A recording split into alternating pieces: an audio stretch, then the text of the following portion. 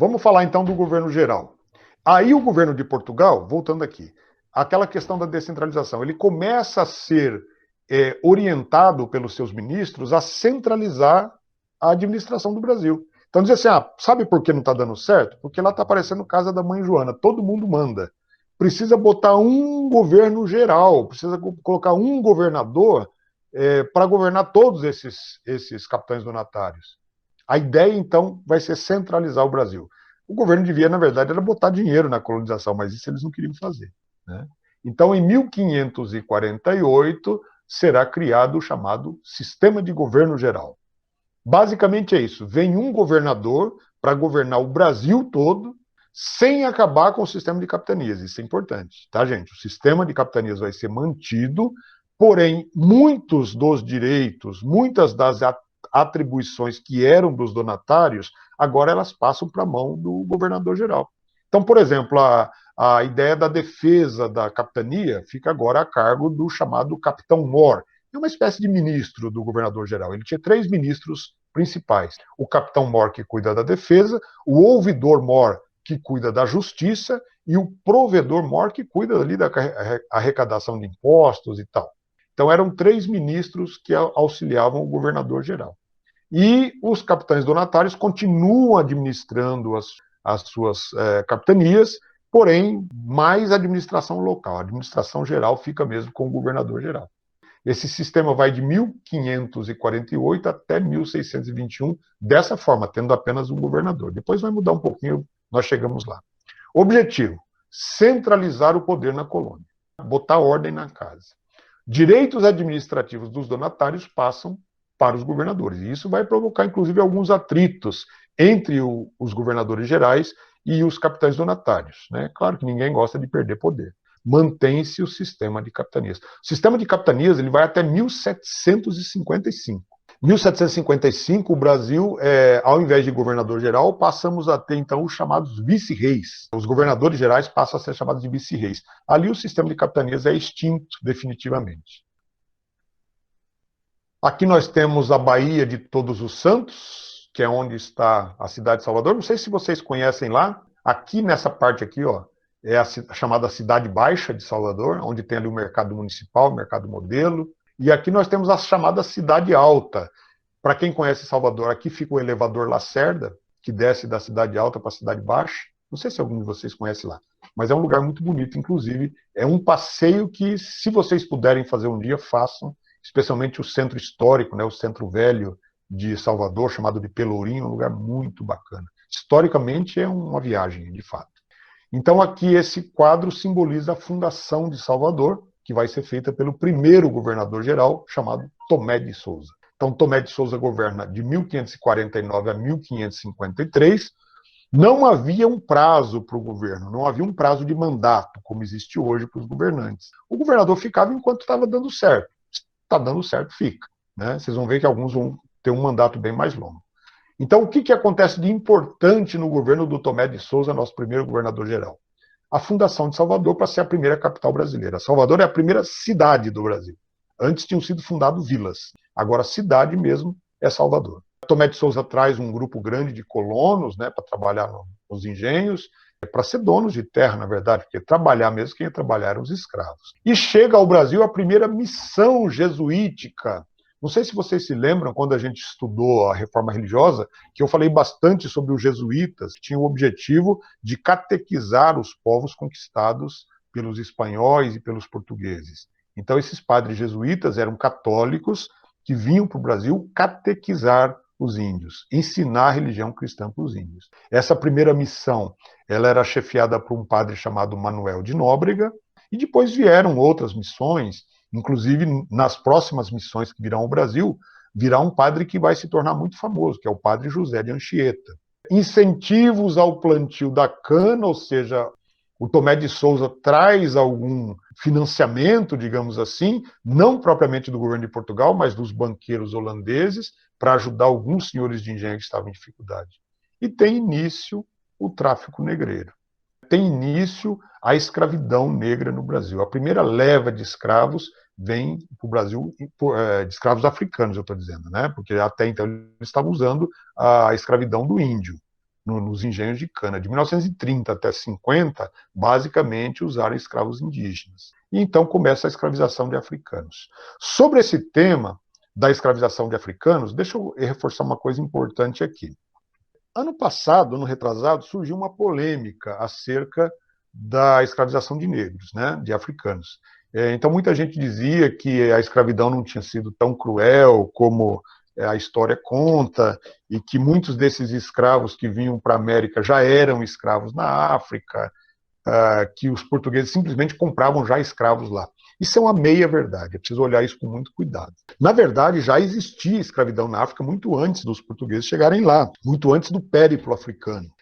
Mas a escravidão que existia na África era aquela escravidão de guerra, que existia na Grécia Antiga, que existia em Roma Antiga, enfim. Um povo dominado por outro era transformado em escravo. Então era bem diferente desse conceito de escravidão racial, que o africano é inferior e por isso ele pode ser escravizado. Esse conceito quem desenvolveu foram mesmo os portugueses, os espanhóis, os ingleses, que foram os grandes traficantes de escravos. Os primeiros escravos que foram trazidos para a América provavelmente vieram nessa condição. Eles já eram escravos de algumas outras tribos. Os portugueses perceberam, aliás, antes mesmo de trazer para o Brasil, eles já usavam essa mão de obra escrava lá na Ilha dos Açores, onde Cabo Verde, né, onde eles plantavam cana-de-açúcar também. E eles percebem que eles podem transformar esse negócio, que até então era muito pequeno, né, o tráfico negreiro era muito pequeno, eles podem transformar isso num grande negócio, e num negócio muito lucrativo. Seria mais lucrativo até do que a própria cana-de-açúcar. Era só necessário incentivar as guerras entre os africanos. Como é que os portugueses vão fazer isso? Falando dos portugueses, mas também serve para os ingleses, holandeses, espanhóis, todos que praticaram a escravidão, né? Como é que eles vão fazer isso? Eles vão começar a comprar escravos de tribos que tinham alguns escravos na África, pagando com armas de fogo. Ao comprar escravos pagando com arma de fogo, com pólvora, com cavalos, eles vão transformar algumas tribos africanas em tribos muito poderosas. E isso vai intensificar a guerra. E os africanos vão perceber que se eles pratiquem agora com armas de fogo, eles teriam condições muito maiores de capturar o maior número de escravos para vender para os portugueses. Perceberam? Então, na verdade, a escravidão que havia antes na África era um tipo de escravidão. Agora ela passa a ser incentivada pelos europeus, ela passa a ser uma escravidão comercial. Tá? E, independente disso, né, qualquer tipo, qualquer forma de escravidão é uma coisa terrível. Eu não sei se vocês chegaram a ver, eu postei lá no grupo da sala de vocês, um trechinho do filme Amistade, que é aquela parte do filme que mostra como é que era feito a travessia do Atlântico dentro dos chamados navios negreiros. Então, essa é uma coisa assustadora, realmente. No século... Tem uma cena, para quem viu, né, vocês vão lembrar, tem uma cena que eles amarram pesos nos pés dos escravos e jogam os escravos no mar, afundam os escravos. Isso era no começo do século XIX, quando a Inglaterra fez uma lei chamada Bill Aberdeen, proibindo o tráfico internacional de escravos. Mas isso já era depois de quase 400 anos de escravidão, praticamente, é que decidiram que era proibido traficar escravos da África. E a marinha inglesa começou a patrulhar o Oceano Atlântico em busca de navios negreiros. E quando capturavam um navio carregado de escravos, o que eles faziam? Eles prendiam o dono do navio, devolviam os escravos para a África, e o dono do navio tinha um navio tomado, e muitas vezes esse dono era enforcado. Ele era julgado por um tribunal inglês e era enforcado. Estava desobedecendo uma lei internacional. Pena de morte era muito comum naquela época. Então, quando um navio negreiro percebia a aproximação de um navio britânico, de um navio da Marinha Britânica, eles simplesmente jogavam a carga no mar. Então, sem o elemento da prova, que era o próprio escravo, um navio negreiro não era culpado de nada, porque isso me lembra aquela história do tatu, não sei se eu já contei para vocês. O sujeito caçou um tatu, botou no porta-mala, caçou não, ele pegou um tatu vivo e botou no porta-mala do carro, proibido com a caça de qualquer animal silvestre, né? E aí ele ia passando pela estrada, deu azar, tinha uma blitz da polícia, a polícia parou ele, e foi lá dar uma geral no carro, pediu documento, aquela coisa toda. Aí o policial falou pro cara, viu que ele ficou meio assim, né, porque ele tava com um tatu no porta-mala, falou para ele, abre o porta-mala, por favor. Não tem nada aí não, seu guarda. Não, abre aí. Abriu, tinha um tatu lá dentro, né? Falou, e esse tatu aí? Aí o cara falou, puta, agora eu tô perdido, né, vou ser preso por causa do tatu. Falou assim, não, esse aqui é um tatu de estimação, todo lugar que eu vou, eu levo ele, eu crio ele desde filhotinho, porque eu achei ele filhotinho abandonado pela mãe. E é um tatu incrível, porque se eu soltar ele aqui, assobiar, ele volta correndo e pula dentro do porta-mala sozinho. O guarda falou, duvido que você faz isso. Ele falou, não, faço, quer ver? Aí pegou o tatu, botou no chão, o tatu fugiu para o meio do mato, né? Aí o guarda falou assim, você sabe que você vai ter problemas por causa desse tatu, né? Aí ele fala pro guarda, que tatu? Então é mais ou menos isso. Não tinha escravos dentro dos navios, né? Que comparação besta que eu fiz agora, né? Mas só para vocês entenderem que só há crime se tiver a prova do crime. E daí eles preferiam afogar os escravos mesmo, né? Com isso eles matavam muitos escravos. Era melhor perder a carga do que perder o navio e parar na forca da Inglaterra. Então o tráfico negreiro era uma coisa realmente horrível, horrorosa. Tem um poema escrito por um poeta brasileiro chamado Castro Alves, o poeta dos escravos, chamado Navio Negreiro. Eu acho que vocês vão estudar esse poema com a professora Nanete ou com a Cris. E vocês vão ver que tem uma cena que ele narra ali no poema que lembra muito bem aquela cena do convés do navio onde os escravos são chicoteados ali. Segundo governador-geral, Dom Duarte da Costa, ele vai de 1553 a 1558. Com ele vem um novo grupo de jesuítas, uma nova missão jesuítica. É aí que vem o padre José de Anchieta. Junto com o padre Manuel da Nóbrega, José de Anchieta vai fundar um colégio aqui na região central da cidade de São Paulo hoje, chamava-se Colégio de São Paulo, Colégio de São Paulo de Piratininga. E a partir desse colégio formou-se ali uma pequena povoação, né, de índios ao lado do colégio, que a gente chama de missão, na verdade. O colégio jesuítico é uma missão. E ali reuniram alguns índios para ensinar a religião, criar galinha, criar porco, fazer pequenas plantações de gêneros de consumo, né, como arroz, feijão, etc. E ali foi crescendo, foi juntando gente. Alguns portugueses foram se fixando ali também. E do Colégio de São Paulo de Piratininga nasce a cidade de São Paulo, 1554. E vai se tornar uma grande cidade e tal. São Paulo foi uma pequena cidade até o começo do século XIX. Ela só vai crescer mesmo do século XIX em diante, com o desenvolvimento do café. Durante o governo do Duarte da Costa, intensifica-se a guerra contra índios aqui no Brasil, índios que não queriam ser escravizados, que não aceitavam a escravidão de jeito nenhum e se rebelavam. Aqui também tem uma outra coisa que eu acho importante comentar com vocês, que é essa história da preferência pelo escravo africano em relação ao índio. Então existe muito tabu, muito mito em relação a isso, né? Por que preferiram o escravo africano ao invés do índio? Já que a mão de obra indígena era farta, bastava entrar no meio da floresta e capturar uma tribo inteira, que é o que os bandeirantes faziam. Matavam a metade da tribo, a outra metade eles levavam como mão de obra escrava. Então, o que a gente aprendia antigamente, eu aprendi assim na escola, é que a escravidão do negro era mais vantajosa porque o negro era mais forte que o índio, que o negro aguentava mais o trabalho pesado. Existe uma dose de racismo muito grande aí, né? Nas entrelinhas você pode entender assim, negro é besta de carga, serve para carregar peso, serve para trabalho forçado. Diziam também que os índios eram rebeldes, o índio era acostumado à liberdade e não se sujeitava ao trabalho escravo. Pessoal, isso também é racismo. Nas entrelinhas quer dizer que os africanos aceitavam o trabalho escravo? Quer dizer que os africanos nasceram para ser escravos? Os africanos não gostavam da liberdade? Os índios gostavam da liberdade, os africanos não? Percebam que há uma deturpação das coisas aí. Os africanos também eram contra a escravidão e lutavam pela liberdade. Vocês já devem ter ouvido falar dos quilombos. Os quilombos eram acampamentos que os negros conseguiam fugir, apesar dos perigos de uma fuga. Quem era pego geralmente tinha uma mão decepada, um pé cortado, tinha o rosto marcado com navalha, né? Para dizer que aquele era um escravo fujão, enfim.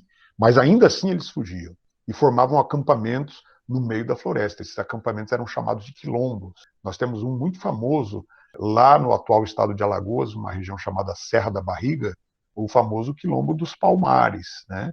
Que era comandado por um ex-escravo muito valente chamado Zumbi, Zumbi dos Palmares.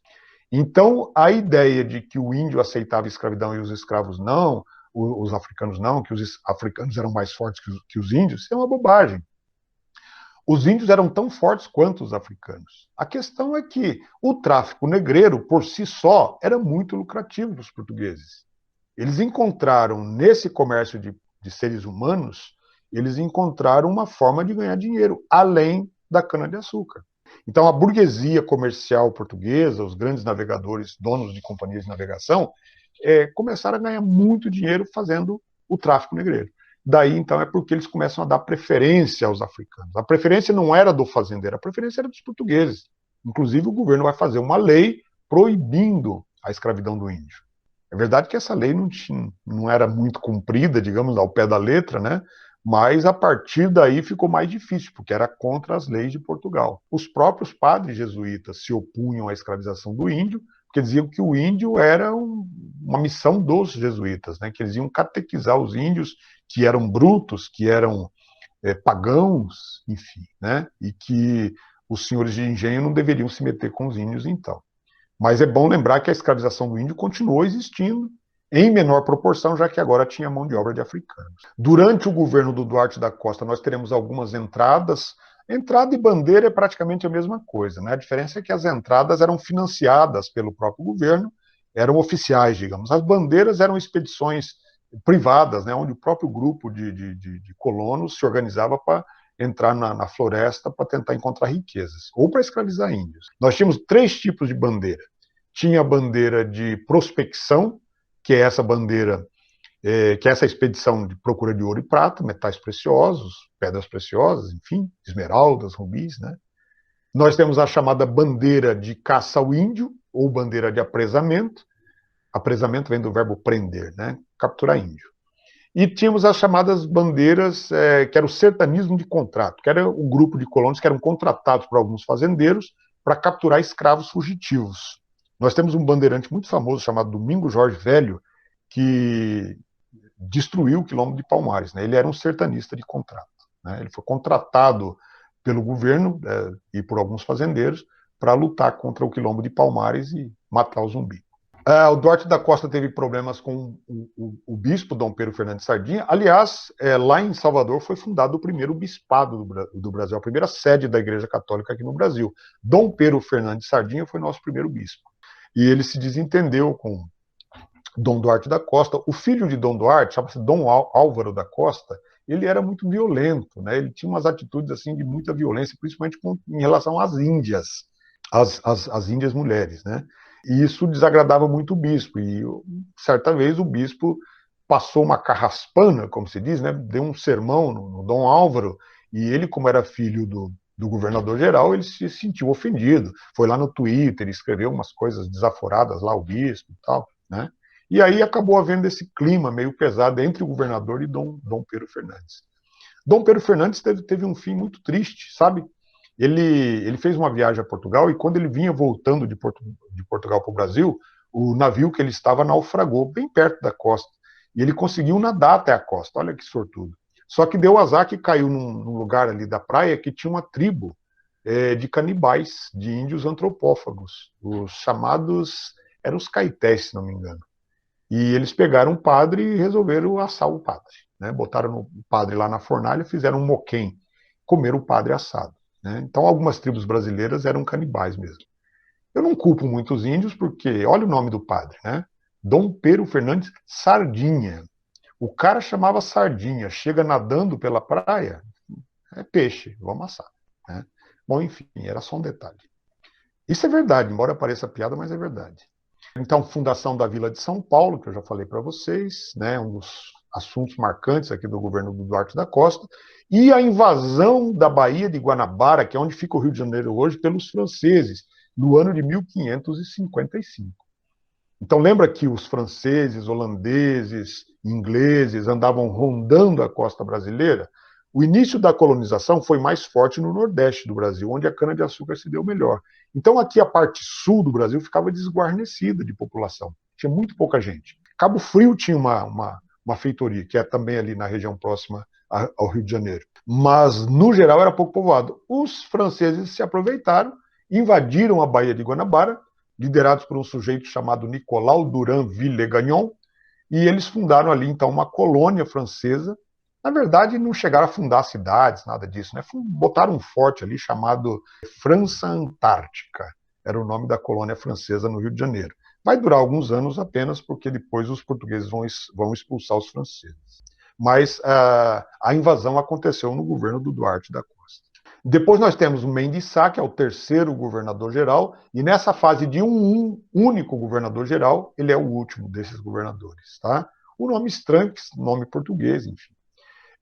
Então, o governo dele é marcado pela luta contra os franceses na Baía de Guanabara. Vai haver uma guerra entre os portugueses e os franceses. Nessa guerra, os jesuítas, especialmente o padre José de Anchieta, ele vai envolver os índios das missões para apoiar os portugueses, da mesma forma que o Nicolau Durand Villegagnon, ele consegue apoio de alguns índios ali da região do Vale do Paraíba, sabe ali onde hoje fica Caraguatatuba, Ubatuba, Paraty, por ali tinha muitas tribos, né?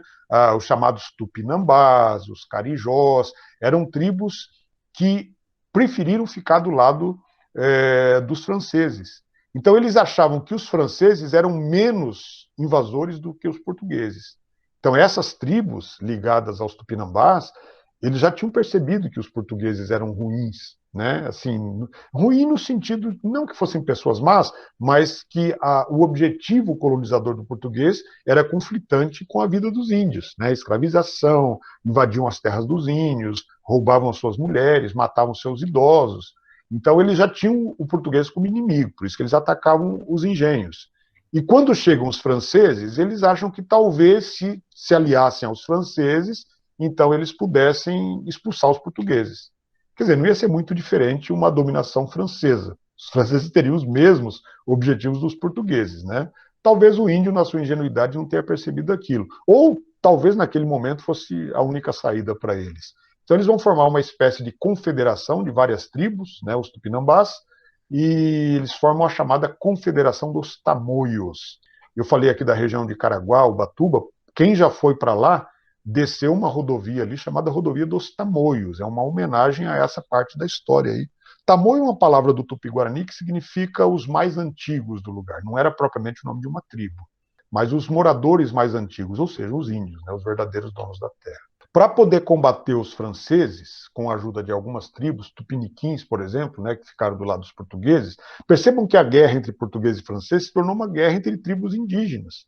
Alguns apoiando isso com a bênção do padre José de Anchieta. Então, eles, para poder combater os franceses, eles vão fundar um forte, os portugueses, né? O sobrinho do governador chamava-se Estácio de Sá. Ele vai fundar um forte chamado Forte de São Sebastião do Rio de Janeiro.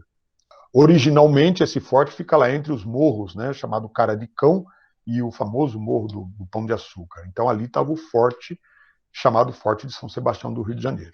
Isso foi em 1565, em janeiro desse ano, dia de São Sebastião. Então, acho que tudo isso justifica o nome. E a partir do Forte de São Sebastião é que nasce a cidade do Rio de Janeiro. Então, pode-se dizer que Estácio de Sá, sobrinho do governador, que acabou morrendo, inclusive, com uma flechada, né, morreu na guerra, eles conseguem finalmente expulsar os franceses em 1567.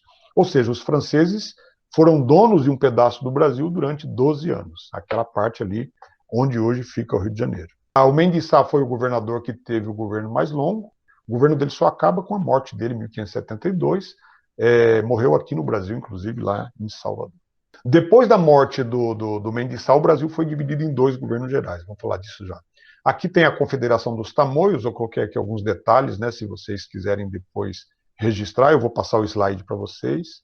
Então, os índios Tupinambás se juntam a outras tribos ali da região do Vale do Paraíba, Aimorés, Goitacazes, Carijós. Esses formaram a Confederação dos Tamoios. Auxiliados pelo Nicolau Villegagnon, que é o líder dos invasores franceses, eles iniciam uma luta contra os portugueses, esses apoiados pelos índios tupiniquins, que eram, tanto tupinambás quanto tupiniquins, fazem parte da nação tupi-guarani. Então, eles, embora falassem línguas diferentes, eles eram índios aparentados. O padre José de Anchieta reúne um grande número de índios para lutar a favor dos portugueses. E a Confederação dos Tamoios, liderada pelos Tupinambás, um grande líder indígena chamado Aimberê. Ele que vai comandar os Tupinambás e os aliados dos Tamoios. No final, com a derrota dos franceses, os Tupinambás também são derrotados, Aimberê é morto, e muitos deles são escravizados depois pelos portugueses, né, como castigo por ter lutado contra os portugueses. Bom, aqui nós temos uma Só para vocês terem uma ideia de como foi a evolução do Brasil ao longo desse período. Então, 1534 era o sistema de capitanias hereditárias, 15 capitanias com 12 donatários, depois passamos até a partir de 1548 para 49 o chamado governo geral. A partir de 1621, o governo foi dividido em dois. O Brasil foi dividido em dois grandes territórios. As capitanias continuavam existindo, não mais comunidades administrativas, mas nós tínhamos duas administrações básicas. O chamado governo Estado do Maranhão e do Grão-Pará, no norte, e o Estado do Brasil, como era chamado, no sul. Aqui já um pouco mais para frente, começo do século XVIII, nós já temos um território bem maior ocupado pelos portugueses. Aqui já entra a fase da mineração, então essa região aqui é a região onde Mato Grosso, Goiás, Minas, né, onde eles descobrem ouro em grande quantidade. E aqui já no comecinho do século, já na época de D. João, aqui no Brasil, está faltando aqui o território do Acre, né, que fica aqui, olha. O território do Acre vai ser comprado em 1903, vai ser comprado pelo Brasil da Bolívia. O Brasil compra o território do Acre, que era um lugar que tinha muita seringueira, de onde se extraiu o látex da borracha, né? Então eles acabam comprando o território do Acre. Não ficou muito bonitinho o meu Acre, não, mas é aqui. Isso já é mais ou menos o mapa do Brasil atual. Acho que só está faltando mesmo aqui o Acre. Acho que é isso aí, pessoal. Deixa eu falar só uma coisinha aqui da administração. Eu falei para vocês dessa evolução política. Primeiro os donatários governavam, depois o governador geral, depois passamos a ter dois governadores gerais, né, um do estado do norte, outro do estado do sul, mas dentro das capitanias e nas principais vilas, haviam as chamadas câmaras municipais. Eu acho que essa informação não está no slide, então se vocês quiserem fazer uma anotaçãozinha, vocês têm no livro, certamente. As câmaras municipais eram os órgãos administrativos locais, dentro das vilas. Em cada vila importante tinha uma Câmara Municipal. Então, a Câmara Municipal, que era formada pelos vereadores, se a gente assim pode chamar, na verdade, eles eram chamados de edis. O edil era o nome antigo que se dava ao vereador. Eles cuidavam dos problemas exclusivos da cidade, questão da segurança, questão do abastecimento, organizavam as festas religiosas. E essas câmaras, elas eram ocupadas pelos chamados homens bons. Os homens bons eram os homens ricos, né? Os homens que tinham escravos, que tinham terras, que eram senhores de engenho. Esses dominavam o poder político. Costuma-se dizer que o sistema colonial brasileiro deixou uma herança, não só econômica, mas uma herança política também muito grande no Brasil nesses termos. Então vejam que, para participar da vida política do país, era preciso ser rico. Quando a gente estudar sobre a sociedade colonial, eu vou dar uma reforçada nisso, mas só para vocês terem uma ideia.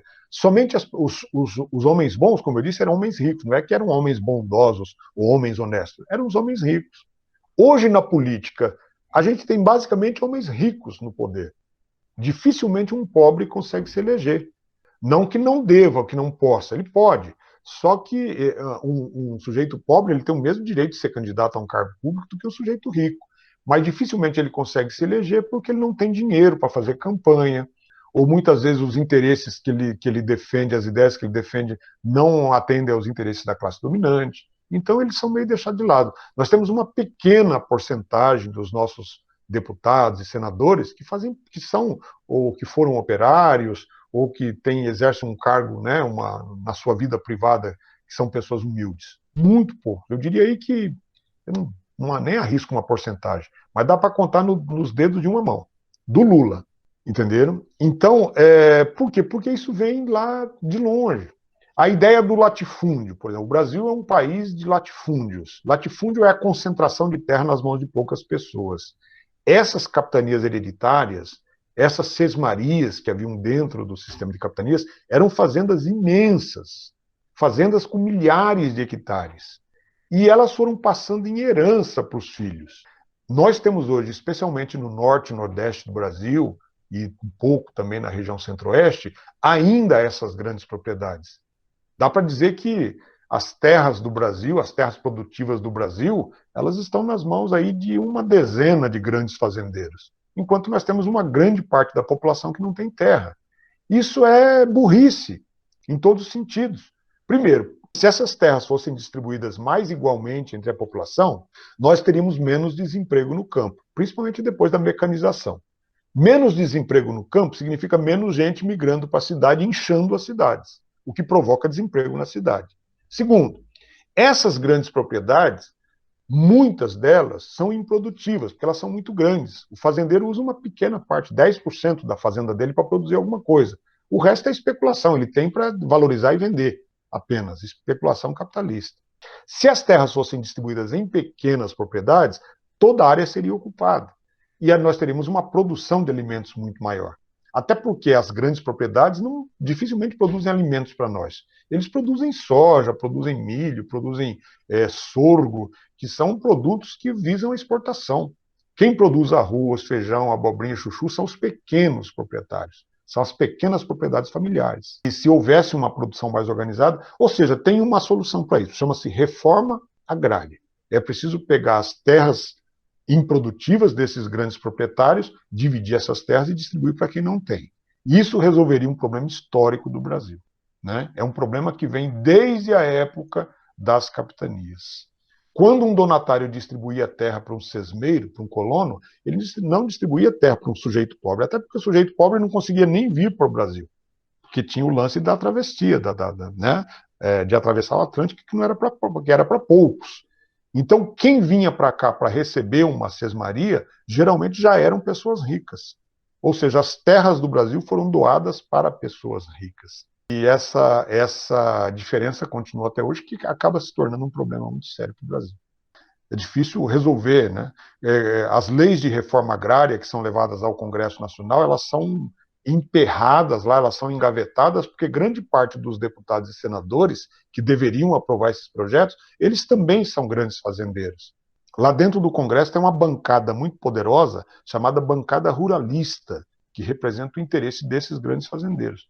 Então, quando aparece lá uma lei de reforma agrária para desapropriar uma fazenda, alguma coisa assim, eles simplesmente votam contra, não deixam acontecer. O governo não pode fazer isso por decreto, né? Então, a reforma agrária no Brasil, ela acontece até, mas acontece em passos muito lentos. Poderiam ser muito mais rápidas, né?